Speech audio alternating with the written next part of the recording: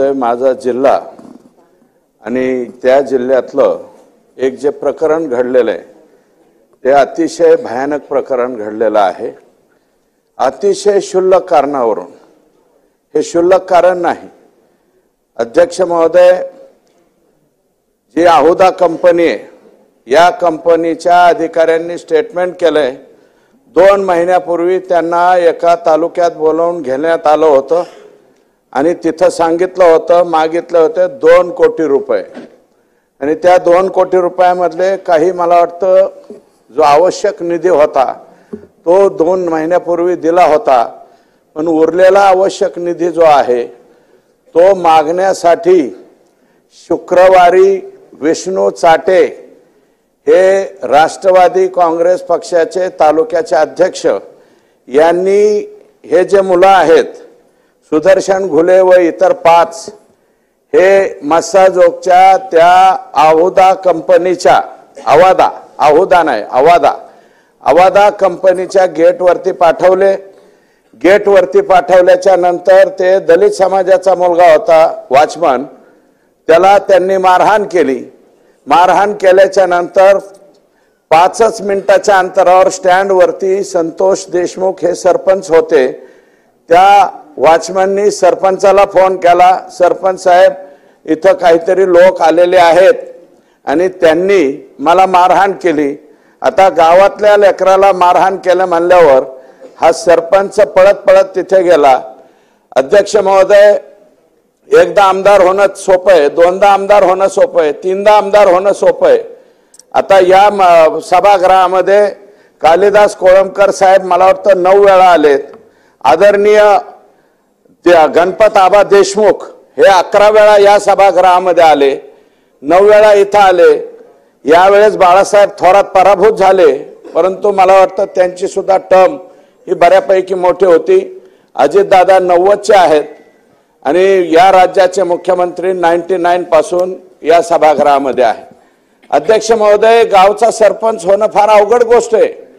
हा बादशाह आहे मुळात, तो त्याचं मूळ गाव हे बार्शी आहे, परंतु लहानपणापासून मामाकडे वाढलेला आहे आणि 3री टर्म पहिल्यांदा जनतेतून सरपंच झालाय, नंतर मेंबर मधून मध्ये अजितदादांचं सरकार आलं, म्हणजे अजितदादांचं म्हणजे त्यांच्या मवियाचं, त्यांनी पुन्हा निर्णय बदलला आणि मेंबर म्हणून मधून सरपंच केला, मेंबर मधून सुद्धा तोच सरपंच झाला। आता पुन्हा एकनाथराव शिंदे साहेबांच्या नेतृत्वाखाली भाजपा आणि शिवसेनेचं सरकार आलं, पुन्हा जनतेतून सरपंच केला, 3ऱ्यांदा तो सरपंच झाला। 3 वेळा सरपंच होणारा माणूस अध्यक्ष महोदय गावातल्या लेकराला मारलं म्हणून तिथपर्यंत गेला आणि सुदर्शन घुले आणि ह्या गँगला फक्त तो म्हणाला की बाबा कसं काय तुम्ही इथं आला, कशामुळे मारतात, तर ते काय म्हणत होते, आम्हाला डायरेक्ट प्रवेश करू द्या।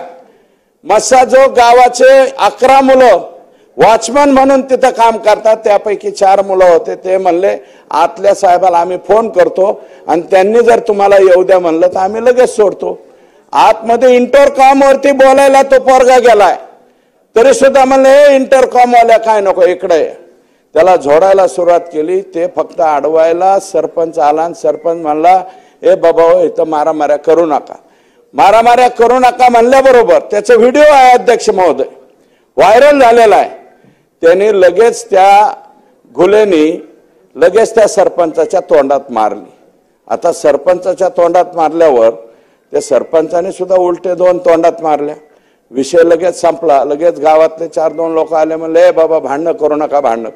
पोलीस पोहोचले तिथं त्यावेळेस शुक्रवारी, ही शुक्रवारची 9 तारखेची घटना आहे अध्यक्ष महोदय। 9 तारखेला पोलीस गेले, हे सगळे घुले, प्रतीक घुले, केदार एक आडनाव आहे, बाकी काय जे नाव आहेत ते आरोपी सगळ्यांना पोलीस गाडीमध्ये बसवलं, ते गेले। हे दलित समाजाचा मुलगा गेला अध्यक्ष महोदय आणि त्यांनी अॅट्रॉसिटीची केस दाखल करण्याचा प्रयत्न केला। माझं म्हणणं एवढंच आहे, कंपनी गेली फिर्याद दाखल करायला की आम्हाला एक्स्टॉर्शन म्हणजे खंडणी मागायला आलेत, शुक्रवारी कंपनीची फिर्याद दाखल करून घेतली नाही अध्यक्ष महोदय। नमस्कार, आपण बघत आहोत आपले हिवाळी अधिवेशनामधले सुरेश धस यांनी आपल्या स्टेटमेंटमधून सांगितलं की माझ्या जिल्ह्यामध्ये एक क्रूरपणे अशी हत्या झालेली आहे, ती म्हणजेच की आपले संतोष अण्णा देशमुख यांची क्रूरपणे हत्या करण्यात आलेली आहे आणि ती म्हणजेच की एक कंपनीच्या माध्यमातून त्यांना 2 कोटी रुपये असे खंडणी मागत होते आणि ती न दिल्याबद्दल आपल्या संतोष अण्णा देशमुख यांची हत्या करण्यात आलेली आहे आणि अशा प्रकारे अनेक आपल्या जिल्ह्यामध्ये बीड जिल्ह्यामध्ये खून झालेले आहेत असंही सुरेश धस यांनी सांगितलं आणि आपल्या भूमीतून स्पष्ट केलं आणि सरकारास सांगितलं की हे लवकरात लवकर हत्या करणारे पकडण्यात यावे आणि त्यांना फाशीची शिक्षा व्हावी असंही त्यांनी त्यांच्या भूमिकेतून स्पष्ट केलं.